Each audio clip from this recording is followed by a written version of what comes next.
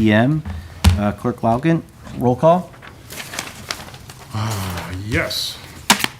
I would like to start out here with Trustee Cordova. Here. Tina Constantos.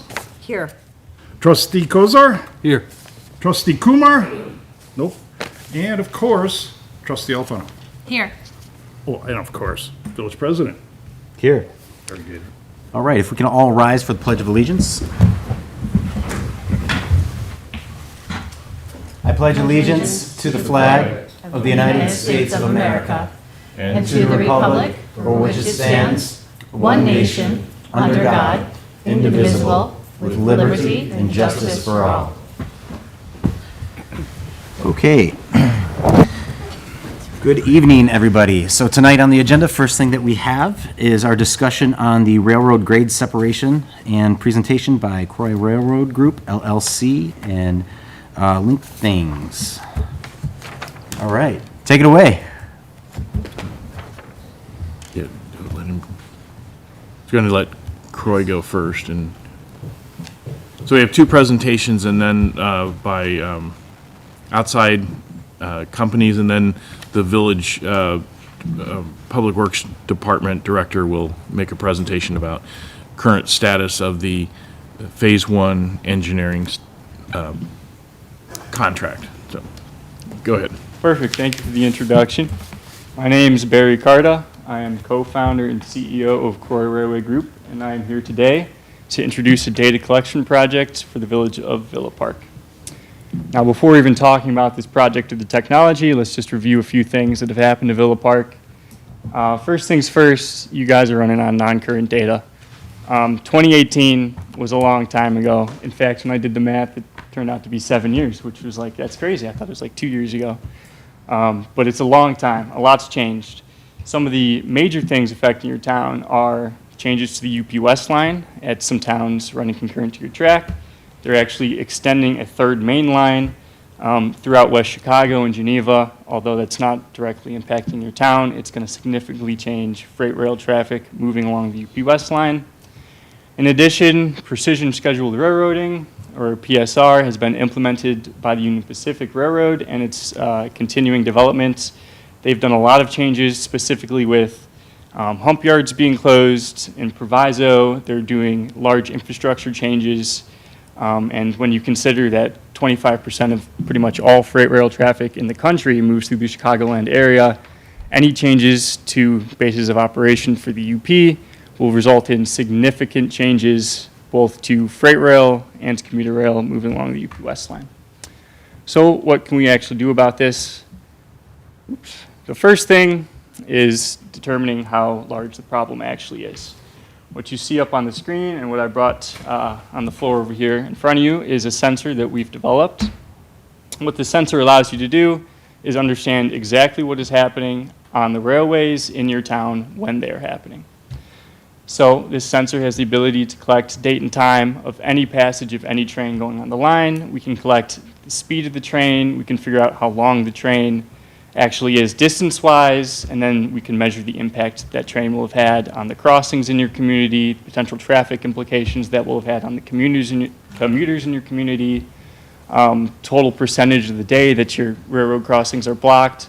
A lot of really actionable, useful metrics that the town can then in turn use to collect money from grants or support some kind of project to mitigate these problems, underpasses, overpasses, anything like that. Let's take a look at some of the actual data collected. When a train goes by, our unit creates something that looks like this. So like I just mentioned, total time for the train to pass a sensor, we're collecting speed of the train, information on location, time until other blockage locations, direction of the train. It's a bunch of gibberish really, but it turns into something that you guys will find incredibly useful, which is a data report. So in addition to the unit collecting all this data, we have team members that analyze, review every train that's gone through your town, and they can create data reports which can be sent or uploaded directly to the town.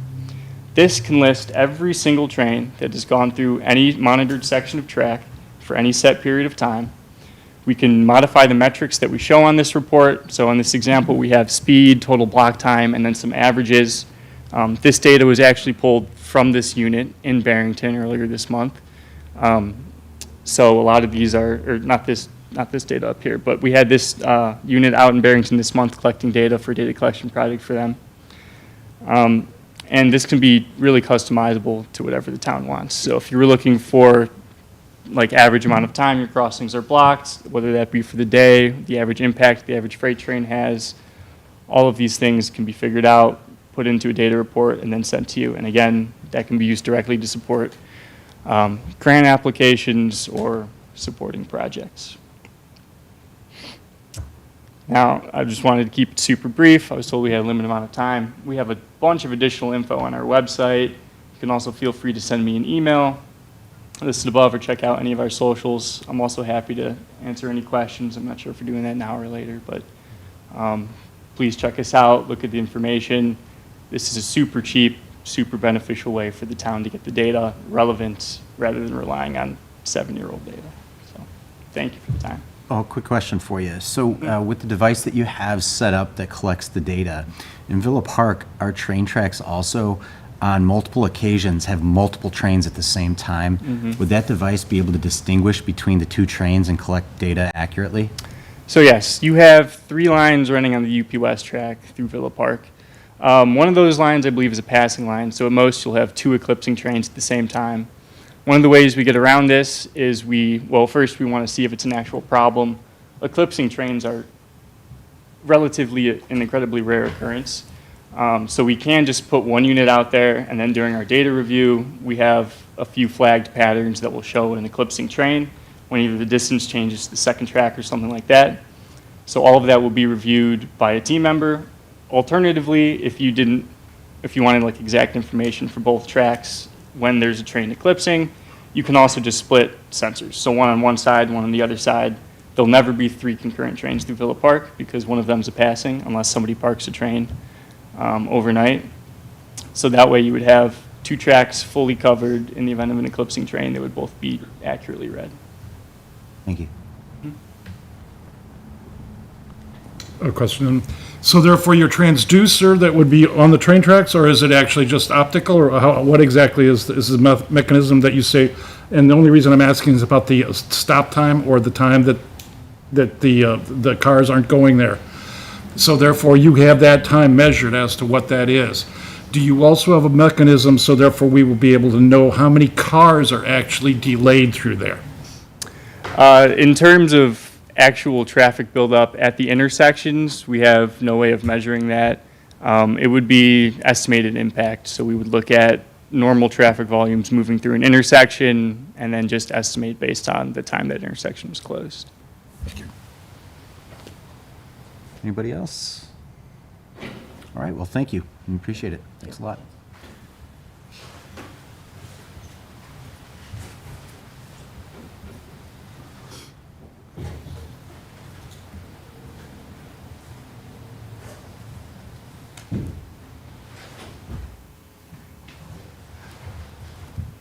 Is it possible also to do to website? Yes, should. I have some example data I can show.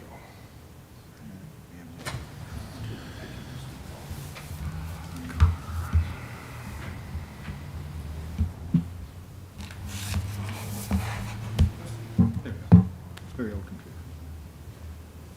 Perfect. I don't know which one you want. I'll pull that website up first.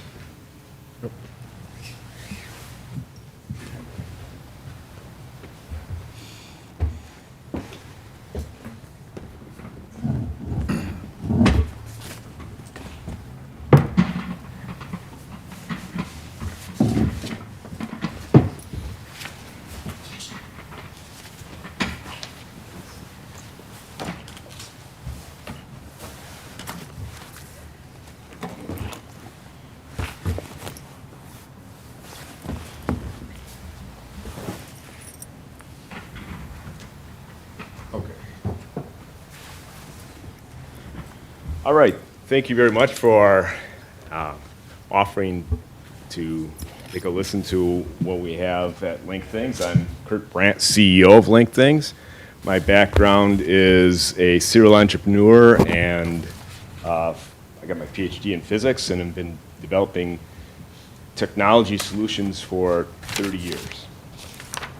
How I got involved in this is we just came off a project with Lockheed Martin, solving one of their top 5 problems supporting the aircraft, and I got a call from my parents. My mother was on the floor, the ambulance was there, and they said, hey, we could take your mom to Waukesha or Wauwatosa. But if we go to Waukesha, we might get blocked by trains. And I thought, how am I supposed to know? And the same week, we got a call from Fond du Lac, Wisconsin, our first customer, and they told us their emergency responders get blocked 20% of the time for an average of 8 minutes. And I thought, this is crazy. I'd never heard anything like this before. So we took some existing technology, did a proof of concept, and then we understood this is a giant problem, and we went full in to build solutions. So the quick history, crossbucks were patented in 1867. Roads were dirt, traffic were horses, speed limit was 4 miles an hour, the attention span was 20 minutes, and of course, the traffic scenario was completely different. This is before cars. Enter the 2020s, roads are complex. We went from horses to electric to fuel to electric to autonomous. Population's gigantic compared to that time period. Lots of crossings. Attention span is 9 seconds. And we have mobile apps and other things which are distracting everything we do. So a little bit, and Barry did a really nice overview of what is going on from the standpoint of rail in Villa Park. But quickly, our understanding is, the CN line, which we have solutions along the CN line all the way through Wisconsin, almost a 100-mile corridor. And the UP line coming through west to east, which seems to be the primary problem, blocks traffic. And we actually have our own data from this. We do this for every community that we look at, and we'd be happy to share what data we have. I'll get onto that in a second.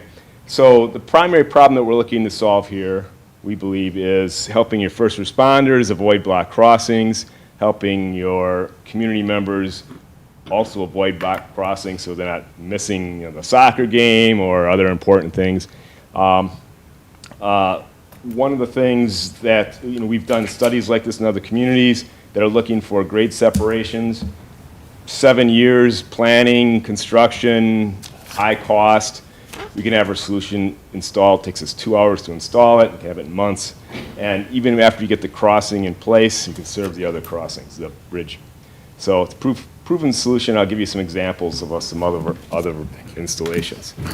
So primarily how we get the information to our users is we have a suite of applications. So for emergency responders, we have applications that go on mobile phones. We call that in-cab. It's designed for the emergency responder who has all sorts of other things going on, and the last thing they need to do is fiddle around with something and try to figure out the trains are there. So it's audio first. It has a number of features which just gives you instant cognition of where the rail traffic is. We have a solution that's called dispatch. So same data, but it's represented with a map, and that's really for dispatch applications. Also, they use it on the mobile data devices in ambulances and fire trucks, et cetera. We have our solution for the community, which is just like in-cab, except it's a complete different server setup, so that our in-cab has different security for the emergency responders compared to the community, and a different amount of bandwidth capability.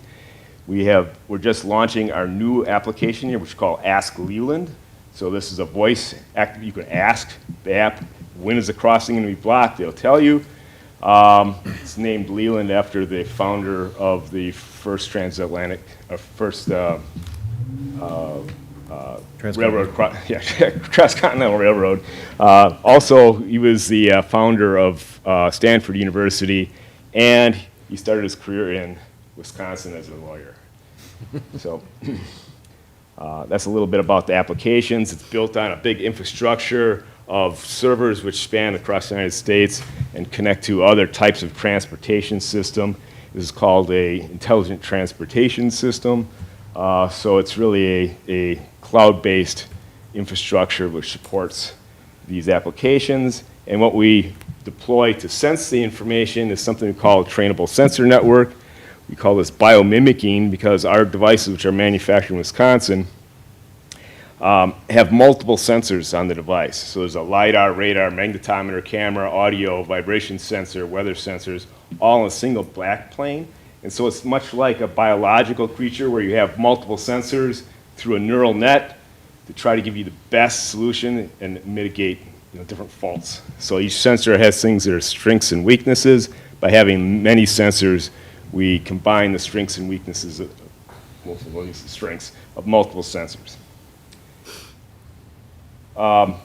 So this is a commercialized product. We have a manufacturing facility in Wisconsin where we manufacture this, support it, complete solution. So some of the pictures on the right side included because these are part of a 37-mile corridor we're installing north of here along the Milwaukee West Corridor Metro line. Spans from Bensonville all the way through Hampshire. So it's an hour drive, 37 miles, 33 crossings, serving 57 emergency response groups. So we have internal training. Our trainer is former fire chief from the city of Greendale, so he trains all the police, fire, and other emergency agencies on the use of our applications. We also do rail studies, and I will send a link later where you can see some of these studies, but the studies include a couple of pieces. We do a community study, which is a survey, and I think that is the most fascinating thing that we've done so far, because we ask questions to the community, and one of the questions is, what do you do when you encounter a block crossing? And in one of the community, 94% of the people say they go around the train, race it, do all these things that you're not supposed to do. And what's amazing is that this is basically saying everybody in that community does this. And they're not afraid to say it either. And this is something we call congestion frustration. We made up that term. The fact that you don't know when the train is, where it's going to be, and how long causes all sorts of poor decisions. And this isn't just people that are driving their cars. This is fire, police, other people. Just about 2 months ago, there was an incident in Florida where a fire truck went around the crossing, got hit by the train. So this is a universal problem. And to do these studies, so I just told you about the survey. We also do studies. We put our sensing system on trailers, and we park them at crossings, and we collect data. We detect train data, car data, and pedestrian data, all of those things. And that was also a part of our applications, too. During the Republican National Convention was in Milwaukee, they used our system to monitor the rail line which cut through the security zone. And they used it, people were climbing on the train and, to climb through the train, and they used our system to track that down. So I'm the co-founder. My background is technology and innovation. Co-founder Brian Olmsted, he also came from technology, developing solutions for Boeing, Bosch, so major defense companies and major transportation companies. So that type of design paradigm goes into our equipment. And then we have a sales team and other folks, but John Kahn is the other person, which is part of our core team because of his long history as a fire chief and understanding the working environment of our primary customers, which are first response. So I did kind of go over this 37-mile corridor, but here's just some more pictures of the different types of installations there. So, you know, why this is a opportunity now, it's a local, 90 minutes away, which is pretty local. Proven technology, neighbors are using it. We have designed a system to be able to install it, get the permits, all those kinds of things. And something that you can use now, and if you end up getting a grade separation later, it also protects all the other crossings that you can't include into the price of the grade separation.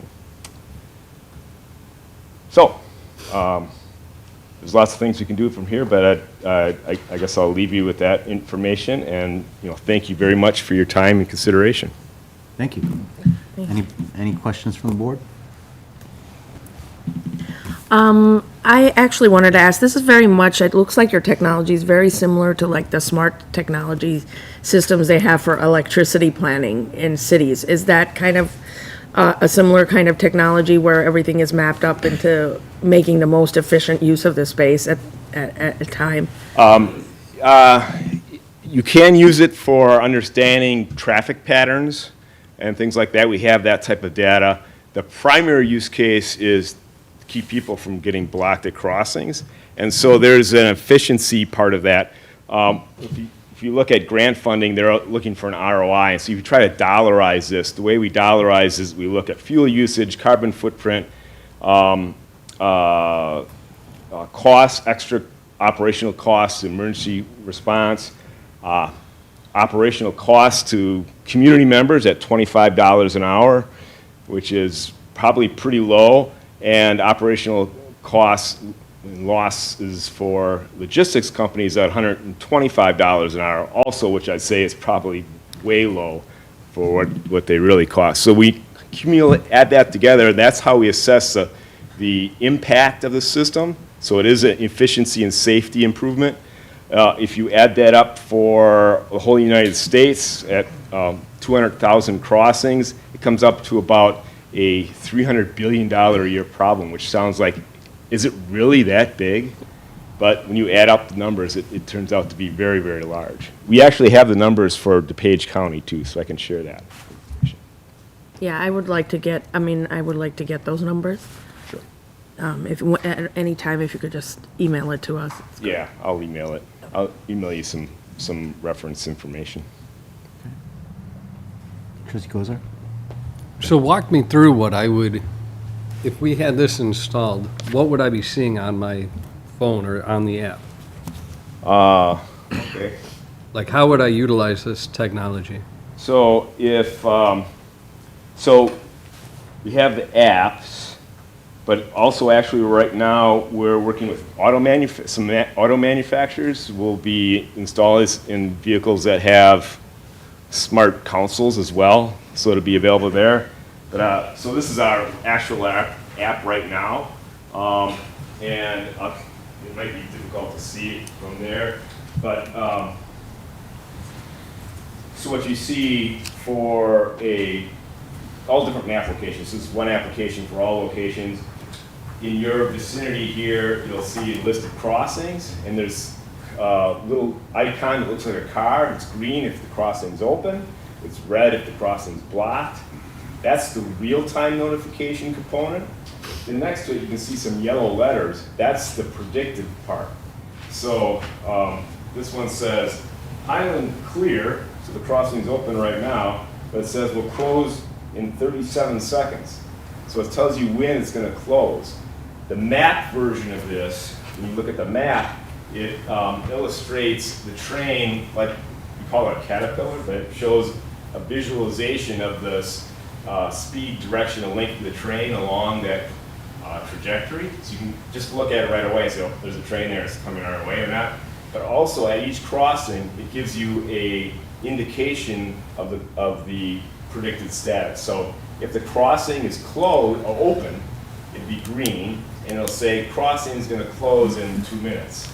If the crossing is closed, it'd be red, and it'll say crossing will open in 2 minutes, or whatever it is.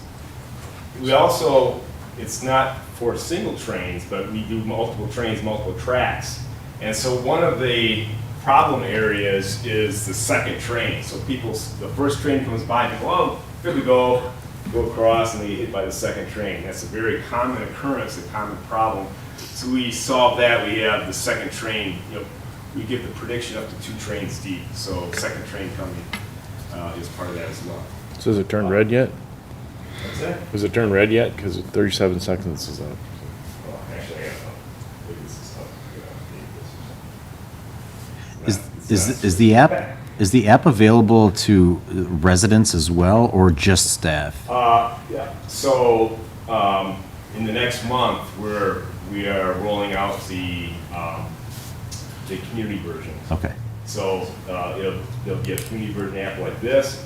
Also, if you click on the icon, you get an actual real-time image of the crossing.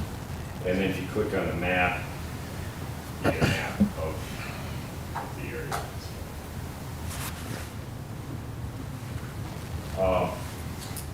Then looks probably within 60 days it'll be first available in vehicles that use Android operating system in their vehicles. Excellent. So it'll be available in those type of vehicles as well. So is it updating into the Android used GPS systems, or how does it update into the vehicle? How does it tell you what it is? Is it going through, like I'm traveling this way, does it tell me on my GPS pretty much? Yes, this train is coming, and direct you or not? So we do have the capability of giving directions. Currently, because of the discussions we've had, number of DOTs, they only want us to provide the answer, not the route. But that may be something we can provide in the future. So right now, we're just providing the situational awareness, not the routing. No, that's not what, I understand that you're not gonna provide the route to get around there. But if a train is coming and you're traveling from point A to point B, is in the car, what is it updating? Like, Yeah, is it you have to look at it separately? Well, usually we're setting the GPS, or is it come through that mechanism? no, it actually comes through your audio system. Audio system, so it'll say, just like rain warning or whatever? Yes. Okay, so it's more like, there's a warning now, the train is gonna come on your route somewhere. Yes. Okay, So got it it. gives you an audio warning, and then we haven't figured, there's some still things we're working out on the car version, but on the app version, when the train goes across, it pops up on your screen as well. So, but yeah, it's audio first, just so you don't have to look at anything. Of course, you can bring up the application, look at it, but it's not necessary. It also allows you, or tells you, the estimated wait time, so that way people aren't, when they get the alert, they're not stepping on the gas and trying to get there before the train goes. It'll tell you how long that train is. Yes. Well, yeah, and really the thought process is having enough advance warning. You don't go to you're not at the crossing already and then trying to find your way around. You have enough advance warning that you can plot the route. And so we also install variable roadside signs, and there we've determined with some research with some of the universities, we've done this project, and we have to put the signs at least 40 seconds in advance to make it so you don't get to the crossing and then, okay, now I gotta turn around and do something else. Because once you're at the crossing, it doesn't help you anymore, you're there. So, and this is really the primary use case for the emergency responders. Once you get to the crossing, you can't turn the fire truck around. Okay. Trustee Kozar? So what you're putting together is this product, we're buying it from you, right? Or a subscription of some sort as a village?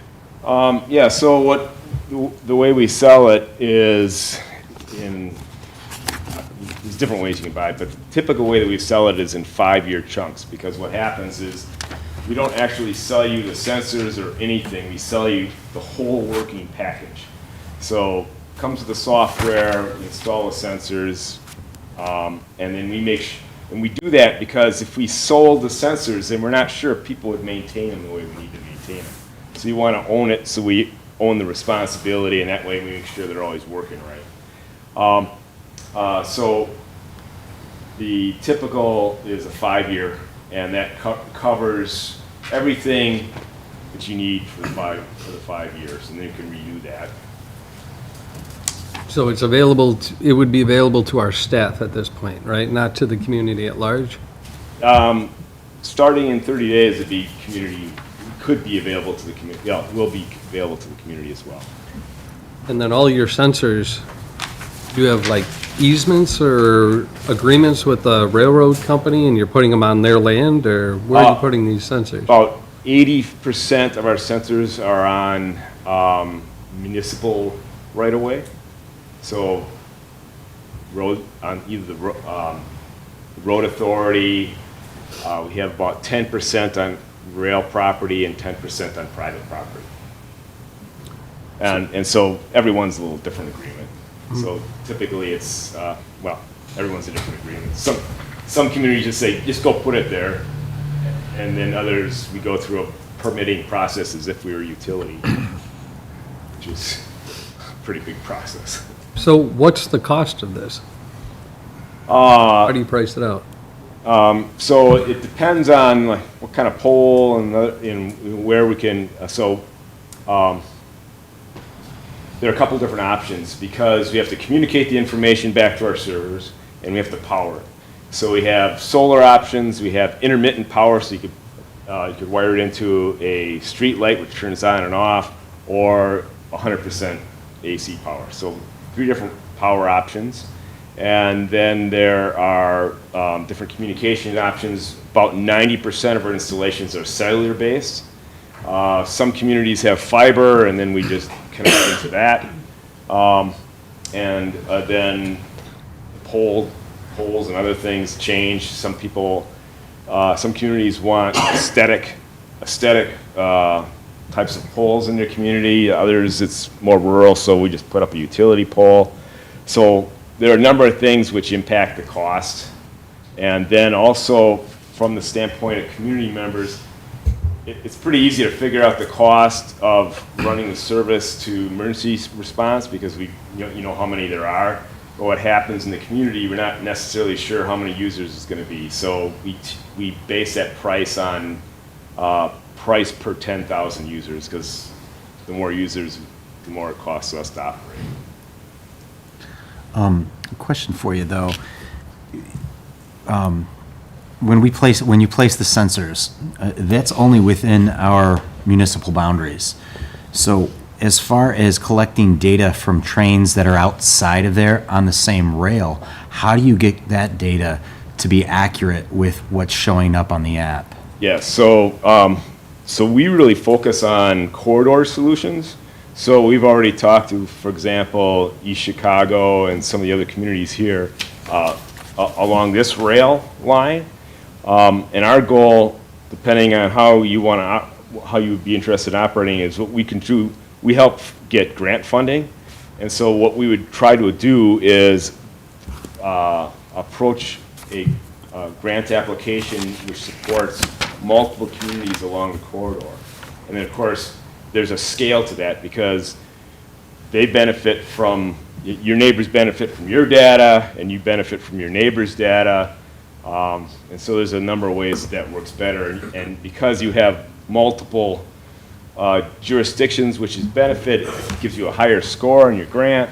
So there's a whole bunch of different ways that is more advantageous. So our line is Chicago to Elgin. What other municipalities in that corridor are sharing this data or have this technology installed already? So actually Elgin, we're just installing Elgin right now, not on the UP line, but on the Canadian Pacific line. Okay, is that the only municipality on this line that is signed up so far? On this line so far, yeah. Well, I mean, we just actually started. We just started marketing to this UP corridor in the last few months. Okay, thank you. Trustee Kumar? So it looks like, I mean, there's network benefits or network externalities in your group, so that if more, as the president suggested, as more communities sign up, we get more information. At this point, we won't have all the information on this corridor, we will only have it at our track point, correct? If the only community that uses it is your community, then you'll have it from your boundaries to. But it'll solve our problem within our community. We just won't know what's happening in Elmhurst. But how do you predict our community is what the question was, given that you only have Elgin and us. Yeah, so the question is, how far in advance do you have warning? And so it depends on the speed of the trains and other things. So typically, we'll set up, if it's just a single community, we'll go as far out as we can to the boundaries of the community. And I don't remember exactly where your crossings are here, even though we mapped it out. I can actually give you an analysis that shows that for this community. One analysis we do is estimated advance warning time at each of the crossings that you have. So we can provide that information for you. So you would know based on when the train started, where it started from, but it becomes more predictively fine-tuned as you get more communities on the line. You get a longer advance warning, but the caveat to that is the trains don't always, they change. They change speed. They change speed and they're doing other things. So the further away you can get, the further away you put sensors, the more advanced warning you have, but also the further away you get, the more it can change by the time it gets to you. So are there more communities out there that do not have a grade crossing that are utilizing this? So like, for example, Lombard has an underpass at there. They would most likely not buy into a program like this because they have the option of that traffic being. Oh, yeah, so when it comes to emergency response, so many communities have mutual aid. So for example, the corridor that we're installing in right now, the Milwaukee West corridor, there are 12 communities directly on that corridor, and we're serving something like, it's maybe like 18 emergency response groups directly on the crossing, but then we're also supporting the mutual aid partners. So when you start adding that up, that's all the communities that are adjacent, which if they get a call, I'm making this up, Bartlett gets a call, they have a problem on the north side of the rail, they don't have resources on the north side of the rail, they can call the community to the north and respond to that. And so that's why we're training all the mutual aid partners as well as the direct the direct response, because they can have that availability. So to answer your question directly, nobody that does not have grade crossing has purchased it. They use it though. Okay. Thank you. One more question about that. You said irrespective of anything, even if they have an underpass, it's probably useful to have this technology.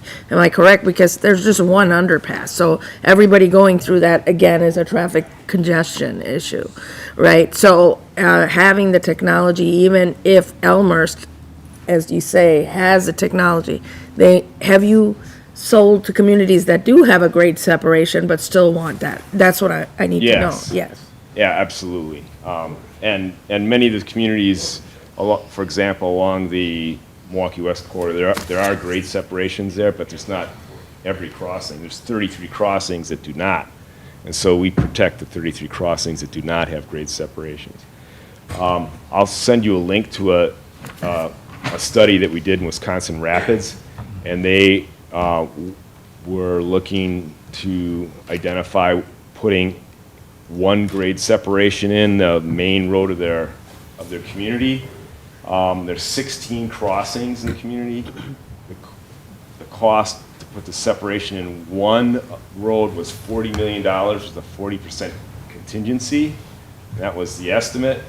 And so whether they end up getting the funding of that or not, we're installing the whole community, including that crossing that may get the grade separation, because the other 15 crossings also get served. So in the 7 years that they're working to get the installation, we'll protect all the crossings, and when they do get the grade separation, then we'll protect the other 15. Yep. Have you ever seen any communities partner together if they ever or share a crossing? Yes. We do have on Villa, I don't know if that's a shared crossing at Villa Elmhurst. with Elmhurst, but we do have Elmhurst that is affected by that. Yes, yes. So multiple, I mean, yes, so Okay. there's multiple crossings in both cities, and then if there's one that separates, they just share the information and the price. Trustee Kozak? So can you give me a ballpark or just an estimate, range of what this would cost our village? Yeah, so probably about $25,000 per crossing. And that's a 5-year package? That's a per year cost. That's the first year, and then there's 20%, a 20% maintenance fee on that per year. And then if we add it up, we add up to include the first year, includes the everything, and that's, like I said, it varies because of like the type of poles and other things that you choose, but if you just want to get a ballpark, that's about where it is. So That's that's- the most expensive version we've done so far. 25 per crossing per year, 25 for first year, first year, and then 20% of that. 20% of that. Okay, so right? $5,000 a year per crossing thereafter, Yeah, something. about, plus or minus. Okay, thank you. So our initial setup charges, like even if we go to the high range, is about 100,000. If we have 4 major crossings or something, we have three. Yeah, we have 3 crossings. So, about 75,000, and then every following year would be about 15. Yeah. Okay. Trustee Constados? And how often do they need to be, like, serviced and/or switched out? We haven't had any failures. We, once in a while, service them, which isn't very often. There isn't much that goes wrong with them. I mean, there's like certain locations we've had weird problems with. We installed one where the power was weird. It was like, giving us problems. But so usually it's something strange that we have to go back initially a couple of times to figure out why this particular setup is funny. But after that, we don't really have to go back at all. Batteries, we'll change out the batteries every couple of years. Trustee Kumar? And this 75,000 is for the high end or the middle ground? That's probably higher end because that's the more expensive poles and things like that. We have 3 crossings, so that's, got it, okay. But, what? Any other questions from the board? Okay. Thank you for your time. I appreciate it. I appreciate it, thank you. Moving along, we will be moving to 3B, which is parental leave policy. Michael had some information. Oh, I apologize. Go ahead. I think the manager had asked, just because of this, to give a quick update of where we're at with the grade separation feasibility falling into the phase 1. I made a quick slide because it's a little bit easier to talk through pictures. As kind of reported, it's kind of good segues. That is correct. It's going to take us 4 to 7 years just to get to construction. So that is probably an accurate time frame, probably closer to the 7-year time frame. Just as we have new board members, just to kind of give a status update of the summary. So we did have the feasibility study, and that was completed in 2024, where we did look at all 3 road crossings, plus an additional crossing that is not currently a crossing, just to be complete. Both pedestrian and vehicle crossings were under consideration. This feasibility study was more of like a 30,000-foot view of what's actually feasible, what it will take, what it will look like, what it will impact, those sort of things, not fine-tooth engineering. From that, we did go seek and received Illinois Commerce Commission grant of a 50-50 match for the phase 1. They brought that back a couple years ago to actually help help fund some of the Phase 1 engineerings, and then that potentially leads to Phase 2 engineering grants as well to get them. The ICC is looking for grade separations, remove points of conflict between vehicles and trains and pedestrians. From that, we went out recently, earlier this winter, into the spring, looking for consultant selection. We did that selection for both Phase 1 and 2, so that if we do proceed into Phase 2, that consultant is already selected. We don't have to go back through the RFQ or the request for qualifications process. We are working through trying to get that engineering agreement set. It's 61 pages, so we're working through that to make sure that it has all the components that's needed and other components that are not needed, that we're not funding stuff that it overlaps. Alternately, we have funding for Ardmore, so there's some overlap on engineering, and we're trying to coordinate those efforts to be efficient. And as already indicated, yes, the overall project timeframe is 4 years at breakneck speed, more realistically 7 years or more. Just as an update, the feasibility study, as we said, we kind of did the 4 locations, and that study did just do the basics, looking at potential impacts to what properties, utilities, what the potential cost could be. We did a lot of public input, meeting with stakeholders, had a survey and stuff to get through that, and then we did have some brief conversations with the ICC on that.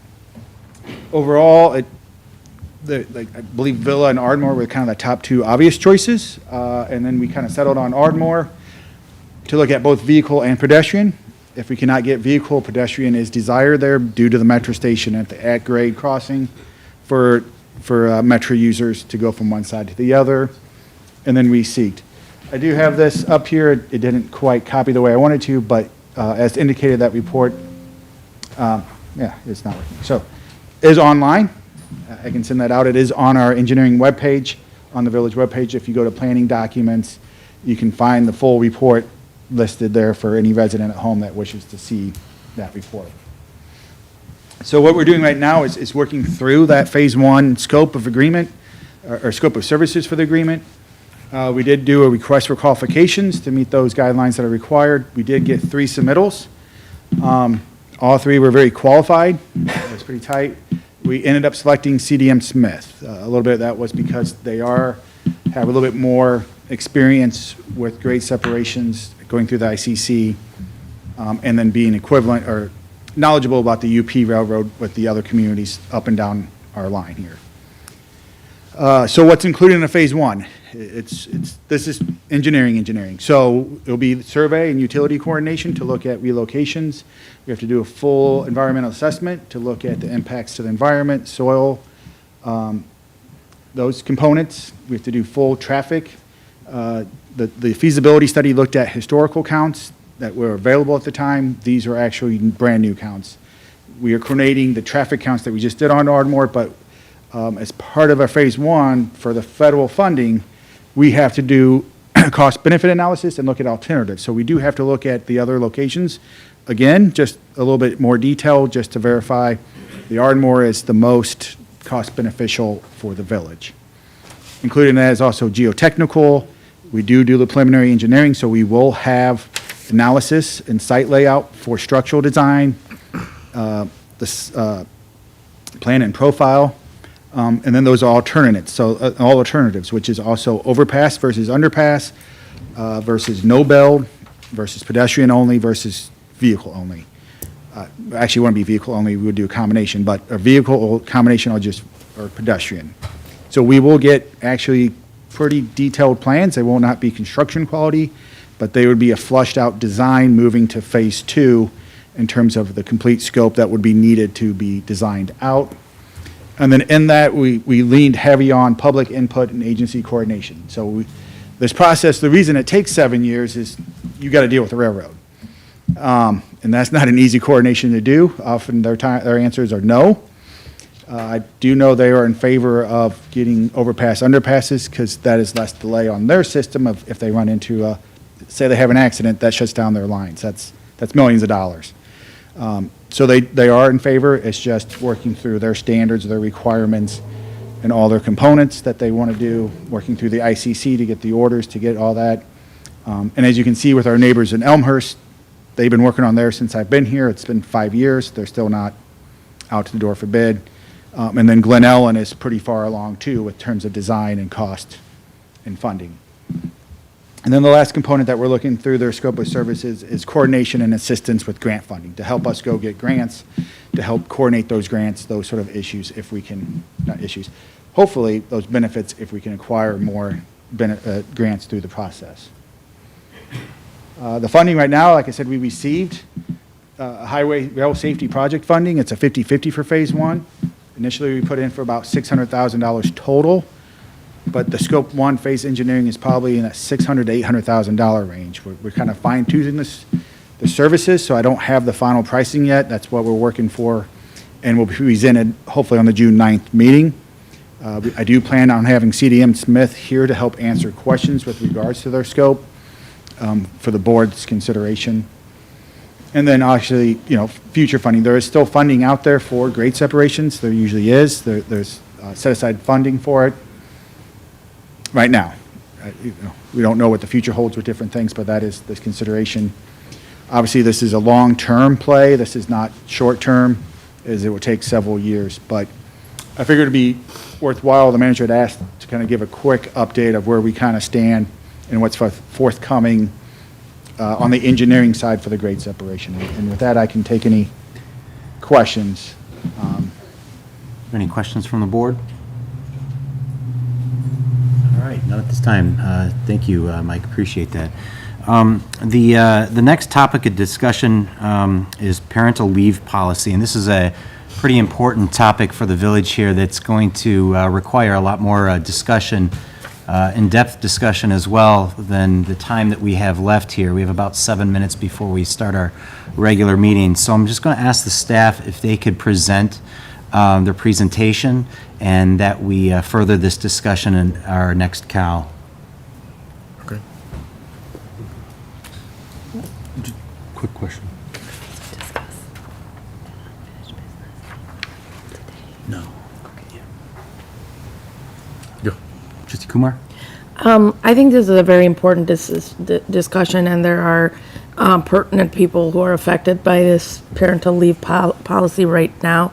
Is there a way we can continue within the regular meeting just for discussion only of the same thing in this meeting, rather than let it continue to another COW? Sure, we could do that under new business. Is there a motion to move the discussion to new business? Make that motion. So, just procedurally, at the committee of the whole, there is no action taken at the committee of the whole, so we do not need to entertain a motion at this time. But we can add that item for discussion under either new business, item 16, or unfinished business, item 15. And it can be presented for discussion at that time, without even amending the agenda, but. Perfect. Let's move that to unfinished business. I feel that I will do that at that time. Sure. My only concern is that we're going to need even more time than what we have under there to discuss, which we can always. We'll always bring to the next meeting. Correct. Okay. Do we have any Yes, public? sir, we have Joe Amare for comments. Sorry if I interrupted. Good evening, Joe Amore, 309 East Maple Street. In addition to my other hats that I wear, I am a board member of the DuPage Rail Safety Council. We brought these gentlemen together. They are both known to us that brought the presentations to you. We do appreciate everything that Villa Park does in coordination with rail safety. And the fact of the matter is that our founder, Dr. Lanny Wilson, if he had his desired, he would like to have a grade separation at every crossing, because anything we can do to reduce deaths and accidents is a positive. Knowing the cost of these efforts, it was my intent to bring these two presenters to the board so that when you do decide to do a grade separation project, that you'll have the most current and updated data so that we can get the biggest bang for our buck when that is put into place. So thank you for hearing what they have to say, and keep up the good work, keeping Villa Park safe at the train crossings. Thank you, Joe.